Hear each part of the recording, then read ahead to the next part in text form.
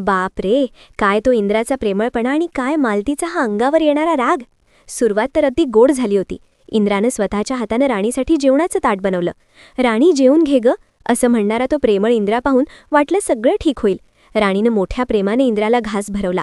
दोघांच्या गप्पा रंगल्या. असं वाटत होतं की आता कुठे सुखाचे दिवस येतील. पण थांबा, हा सुखाचा काळ फार काळ टिकला नाही. राणीच्या पुढचं जेवणाचं ताट मालतीनं एका झटक्यात ओढून घेतलं. तुझी लायकी काय आहे हे तुला दाखवते, असं म्हणत मालतीनं बिचाऱ्या राणीला फरफटत नेलं आणि त्या खरकट्या भांड्यांच्या ढिगासमोर उभं केलं. उरक ही सगळी भांडी, चकाचक झाली पाहिजेत. मालतीचा हा क्रूर चेहरा पाहून राणीचे डोळे पाणावले. पण ती करणार काय? दुसरीकडे हॉस्पिटलमध्ये राणीच्या आईबाबांना मोठा धक्का बसला. जेव्हा त्यांनी ऑपरेशनचा खर्च विचारला तेव्हा डॉक्टरांनी सांगितलं 7 लाख रुपये. साधी माणसं ती आकडा ऐकूनच हादरली.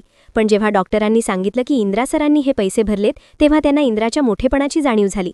पण खरी मेख तर पुढेच आहे.